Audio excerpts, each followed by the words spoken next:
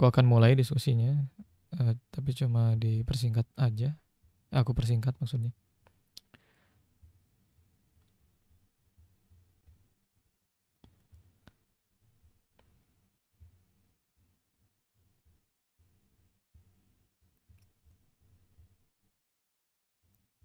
Oh, atau harusnya mungkin.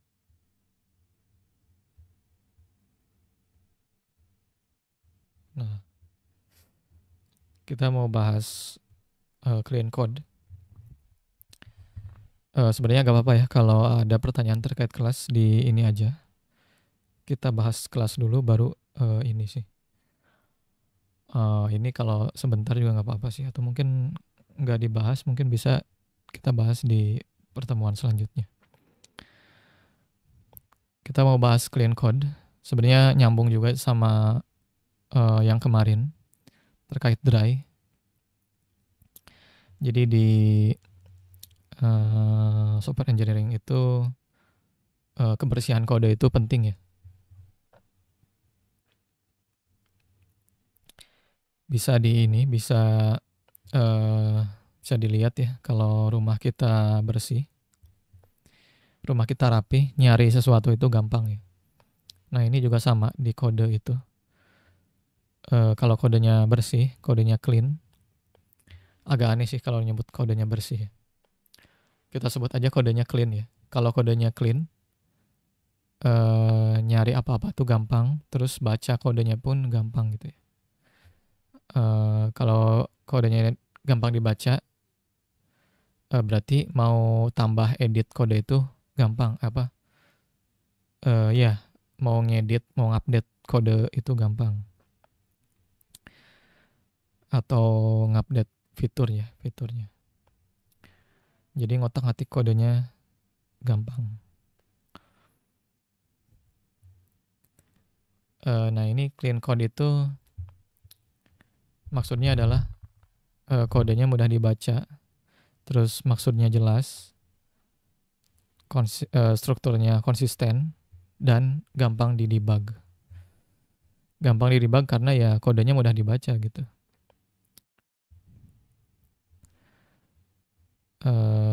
Di review dan di scale. Di review itu ya dibaca, dipahami kodenya. Di scale itu berarti kalau kita butuh semacam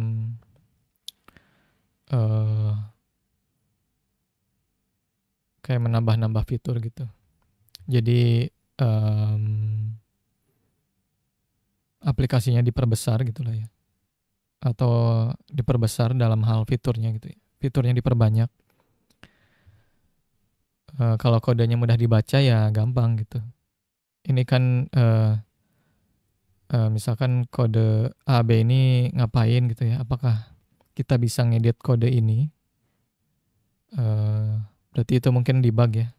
Kalau mau ngedebug, apakah kita bisa ngedit kode ini ke C misalkan. Dan kalau ngerti juga kan jadinya nggak khawatir nyenggol fitur lain gitu ya. Kenapa clean code penting? Karena ya jadi kita dan teman-teman developer kita mudah untuk mengembangkan kodenya ya. Jadi emang bukan bermanfaat buat kita aja, tapi buat keseluruhan tim juga. Kalau kodenya bersih, seluruh tim bisa ngambil manfaat dari itu gitu. Kurangi waktu debugging ya, karena tentu karena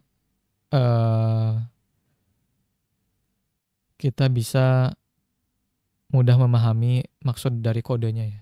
Kalau susah dipahami, berarti ya makin lama debugnya, karena baca dulu ini kodenya ngapain gitu ya. Bukan cuma kode orang lain aja, tapi kode kita juga bisa jadi kita lupa gitu. Mungkin misalkan di bawah sebulan nggak dilihat, terus tiba-tiba user bilang ada bug gitu ya. Nah itu kan perlu baca kodenya lagi. Kalau mudah dipahami ya hemat waktu dan produktivitas juga meningkat gitu ya. Dan jadinya ke bisnis juga gak buang-buang waktu gitu ya. Jadi kita bisa lebih produktif, bisa ngerjain hal lain dengan cepat gitu. Permudah refactoring. Refactoring ini kayak semacam ngerapihin kode gitu. Bagi yang belum paham. Jadi atau bisa juga yang ngatur ulang kode sih. Biasanya ditulis ulang si kodenya. Bisa untuk memperapi atau mungkin ngubah fitur juga bisa, namanya refactoring. Bikin proyek lebih scalable dan maintainable ya, karena kodenya bersih gitu ya. Nah, biasanya nggak jauh dari penamaan. Jadi kita harus menggunakan nama yang meaningful atau mudah dipahami ya. Artinya jelas gitu. Nah, ini ada contohnya, nama fungsi bisa misalkan fungsinya ngapain gitu. Kalau ini karena handle login, bisa gunakan handle login.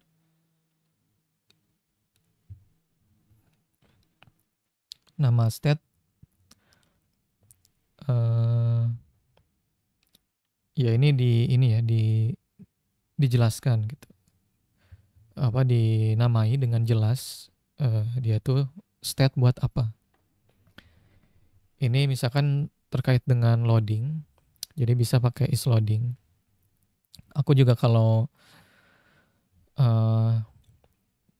nilai dari satu variabel atau kolom di database itu boolean, biasanya pakai prefix is kayak gini nih. Jadi aku langsung tahu, oh ini nilainya boolean. Kalau nggak true ya false gitu. Atau ada juga pakai hash. Hash itu kan hashnya maksudnya HAS ya, yang artinya mempunyai. Misalkan nama variabelnya misalkan aja ya hash button gitu. Jadi komponen ini ada buttonnya gitu. Atau apa gitulah ya. Jadi mempunyai apa gitu. Nah, itu juga aku biasanya kalau pakai hash itu berarti nilainya true, false, atau boolean. Oh ini nih, hash error. Terus komponen sesuai konteks. Ini ada user card, ada product list. Ya karena misalkan ini handle-nya list dari produk ya namain aja product list. Gitu. Dan aku mau kasih tips, quick tips juga ya. Sebenarnya kita juga bisa memanfaatkan AI untuk ngasih nama kode kita gitu. Misalnya ngasih nama komponen atau variabel gitu. Kalau kurang yakin dengan namanya, apakah barangkali ada nama yang lebih bagus, kita bisa tanyakan AI gitu. Itu aku sering pakai AI buat kayak gitu.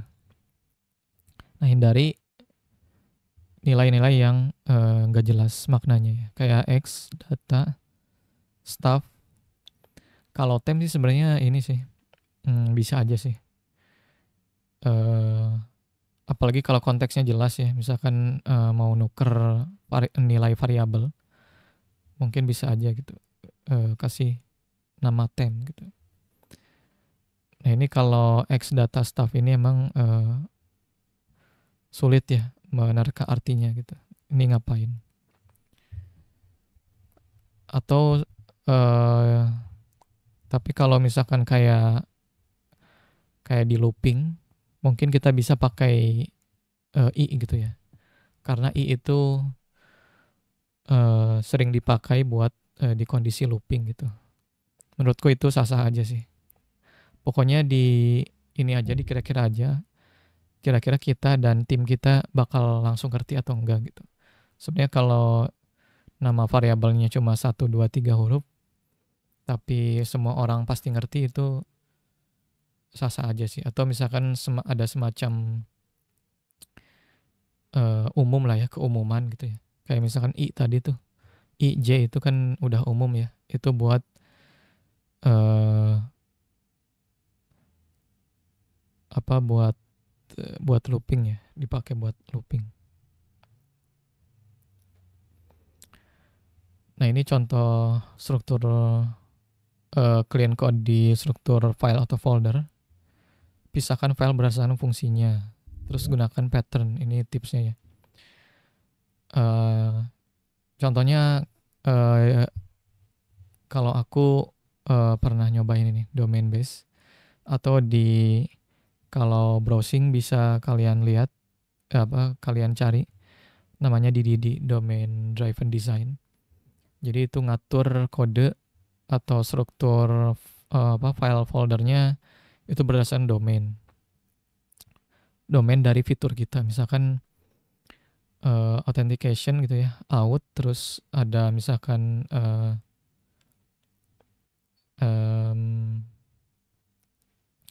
fiturnya misalkan apa lagi gitu ya, bisa jadi landing page misalkan, atau terus about gitu ya, yang kayak gitulah, atau mungkin dashboard gitu.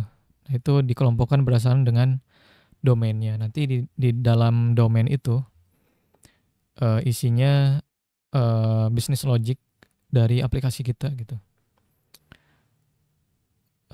Dalamnya misalkan mau apa ya, misalkan kalau di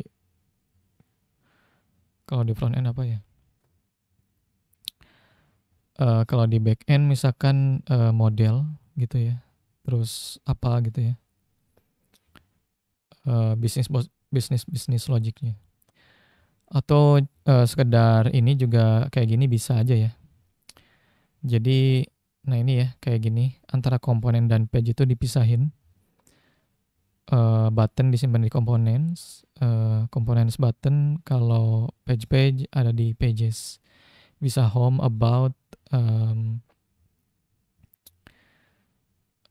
login misalkan ya, register, atau disatuin di folder out misalkan ya. Terus hooks ada lagi foldernya. Terus yang utility atau semacam kode helper disimpan di utils misalkan. Ini juga sebenarnya udah cukup clean ya. Terus alur kode ya. Nah, ini alur kode juga pastikan jelas. Nah, ini usahakan single responsibility, komponen kecil dan fokus. Misalkan bikin button ya, primary button gitu, secondary button. Atau misalkan bikin buat table ya, table doang gitu ya, khusus buat table gitu. Pisahkan logic dengan UI. Nah, ini kalau misalkan logic doang tanpa UI dipisahin gitu ya. Kalau di React itu mungkin bikin hooks kayak gini ya. Folder khusus hooks gitu ya. Terus kalau UI ya dipisahin gitu ya. Misalkan di folder components. Gunakan early return. Contohnya ini ya. If nggak ada user, return null. Kalau usernya ada berarti lanjut ke flow utama gitu ya. Hindari deeply nested. Ini nanti ada contohnya kalau nggak salah. Hindari deeply nested callback. Ini garis miring JSX ini ke React sih.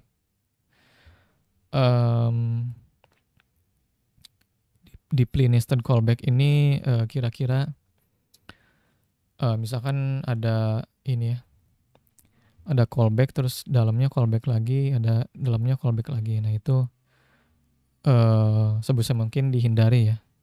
Atau misalkan sesederhana if yang uh, nestednya banyak banget gitu ya. Itu coba dihindari biar kodenya lebih clean gitu ya. Solusinya adalah gunakan early return ini. Jadi kalau ini bukan alur utama gitu ya, misalkan ada error usernya kosong atau misalkan ya bukan authenticated user, ya berarti langsung di return aja gitu, langsung di handle saat itu juga. Kalau masuk flow utama kita baru disimpan di bawahnya gitu. Jadi kan nggak ini ya, karena kalau nggak pakai early return berarti kan if user buka kurung baru nulis gitu ya. Misalkan ini if user ini di dalamnya alur utama panjang gitu ya, bisa jadi panjang. Baru di bawahnya else buat ini ya, buat ngehandle no user ini return null. Nah itu kan kalau semuanya kayak gitu bisa jadi kena ini nih, deeply nested. Yang mana itu bisa kodenya bisa jadi kurang bersih gitu ya. Nah ini contoh penggunaan early return. If kalau nggak login berarti return login page. Kalau login berarti masuk ke dashboard. Gini doang sih early return itu. Kan harusnya gini ya. If not logged in gitu ya, return login, else return dashboard. Kalau kayak gini kan cuma 2 baris gitu ya, dan udah ketangkep gitu ya maksudnya. Kalau gini kan nambah 2 baris lagi dan kelihatannya kurang rapi sih, apalagi ininya ya. Ini sebenarnya bisa aja kan pakai ini ya, pakai not login ya. Ya ini nambah ini sih, nambah kode yang sebenarnya nggak perlu juga gitu.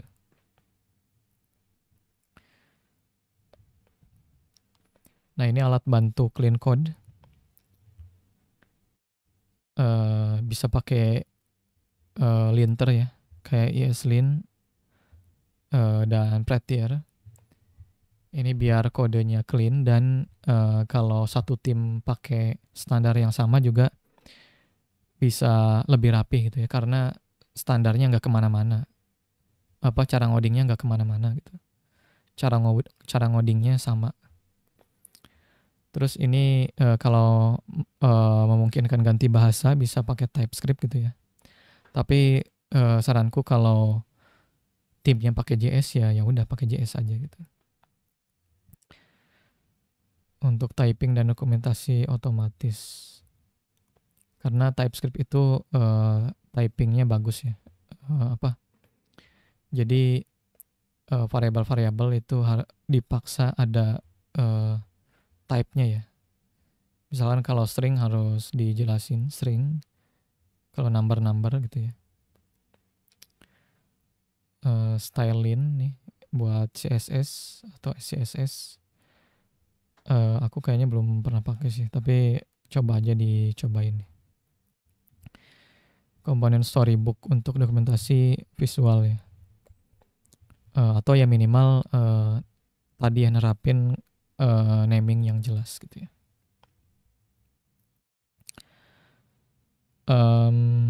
Nah ini ringkasannya, penamaannya harus komunikatif jadi jelas. Jangan sampai kita baca variabel itu harus lihat komentarnya dulu. Karena yang bagus itu sebenarnya yang komentarnya sedikit tapi penamaannya jelas gitu. Kode yang bagus tuh. File dan folder terorganisir jadi jelas. Kalau nyari komponen jelas di mana, nyari page jelas di mana gitu ya. Dan jangan dry berlebihan, karena kalau berlebihan bisa jadi kode kita terlalu abstrak ya. Seperti yang aku jelaskan di pertemuan sebelumnya tentang dry. komentar seperlunya ya, karena bisa diganti dengan penamaan yang jelas gitu ya. Oke, itu eh, slide terakhir materi kita kali ini. Kode yang bersih bukan hanya enak dibaca tapi juga ramah bagi developer masa depan, termasuk kamu sendiri gitu ya. Pokoknya atur gimana caranya biar kode kita itu mudah dibaca dan di masa depan kita nggak banyak ngelamun buat tahu maksud dari kode yang kita tulis gitu ya. Oke, aku akhiri ininya materinya. Silakan kalau ada yang mau bertanya ya.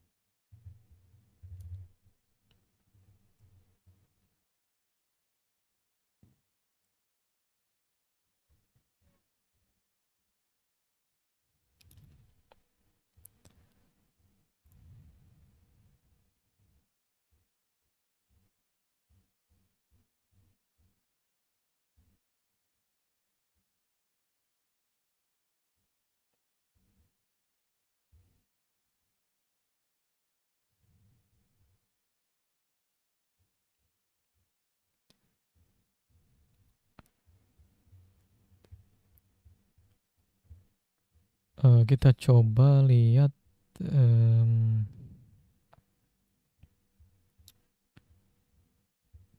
rekomendasi timeline. Kita di tanggal 4 eh udah Mei ya.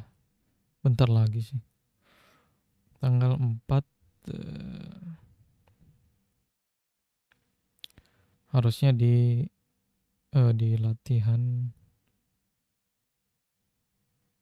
latihan deploy harusnya. Ini ekspektasi progresnya di 70-an%. eh ini aku pernah nanyain tapi nggak tahu nih yang soal timeline progress ini kenapa beda sama di kelas. Tapi bisa ini sih bisa dilihat dari ini ya, dari modulnya.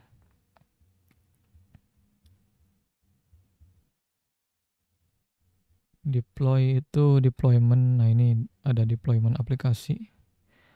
Iya sih, ini setelah deployment kan penutup ya, terus proyek akhir. Iya sih, harusnya udah di sini.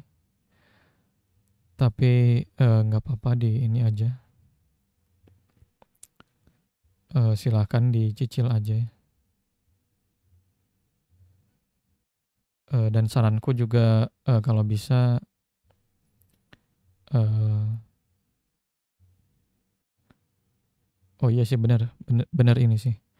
Jadi tanggal 14 atau sekitar 2 minggu sebelum deadline itu submission. Andai aja, anggap aja kemungkinan submission itu misalkan eh, waktu pengerjaannya 10 hari mungkin. Nah kalau 2 minggu kan masih ada tuh spare waktu ya, mentok-mentok gitu ya. Dari 10 hari ada 4 hari atau bahkan lebih buat eh, koreksi jawaban kalau salah terus submit ulang gitu. Reviewernya kayaknya banyak ya. Jadi nggak apa-apa, jangan eh, enggak sih. Tapi menurutku kalau bisa emang jangan mepet sih. Aku masih ada kekhawatiran kalau agak ngantri ya. Tapi bisa jadi nggak lama-lama banget ya ngantri reviewnya.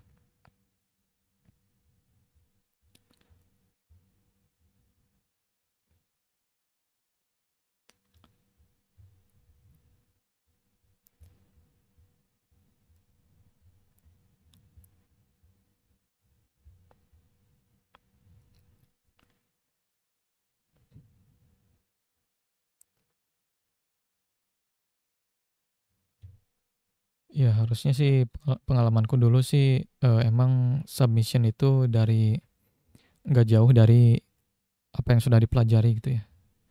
Aku, biasanya diikutin semua dan, biasanya ternyata di submission itu emang ya kita bisa nge-reuse atau memakai ulang, project di latihan sebelumnya gitu. Jadi, harusnya sih, eee, nggak terlalu susah ya, submission karena bisa, pakai yang latihan sebelumnya. Oke, kalau nggak ada, pertanyaan lagi atau yang perlu didiskusikan, aku akhiri aja. Silakan, di, kameranya mohon buka ya, open cam. Mau aku, screenshot dulu.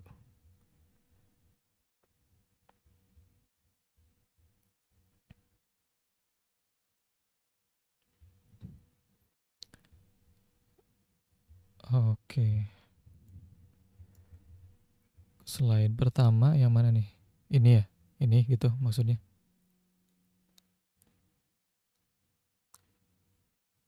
Ya, maaf Kak, ya boleh lanjut satu lagi ya setelahnya. Ini? Bukan ya, ada kode apa hash itu kalau nggak salah. Apa? Kayaknya masih setelahnya maaf. Ini? Nah ini mungkinnya, oh ini. Setelah ini apa yang bagian gue ya? Struktur.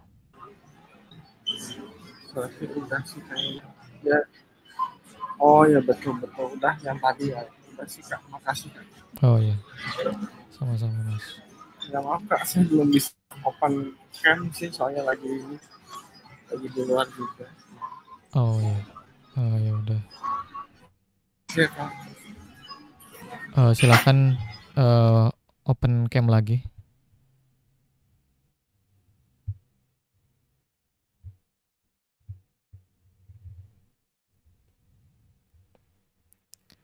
Open cam lagi yang bisa.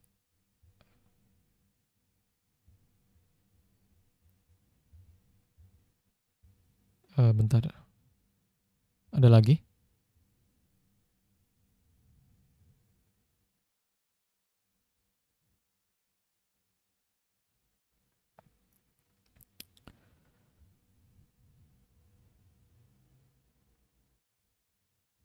Oke, oke aku ini aja sebentar.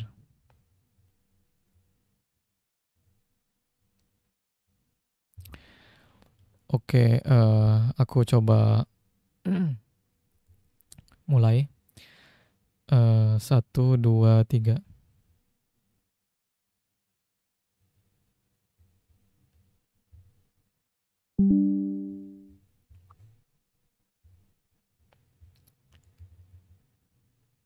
Oke.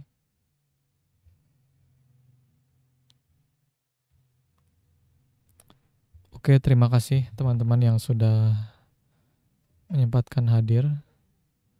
Oh, Mas Fakih baru muncul. eh Ya udah nggak apa-apa. Baru connect. Ya, terima kasih yang sudah hadir malam ini. Eh Jangan lupa hadir lagi di pekan depan ya, karena masih ada ini.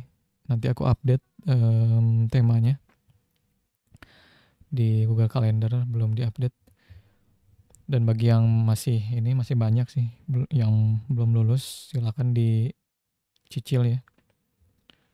Dan kalau bisa ya, sesuai timeline ini.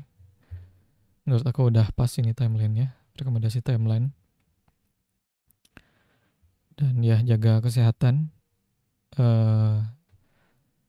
Silakan hadir lagi pekan depan ya. Aku tutup. eh Wassalamualaikum warahmatullahi wabarakatuh. Selamat malam. Bye.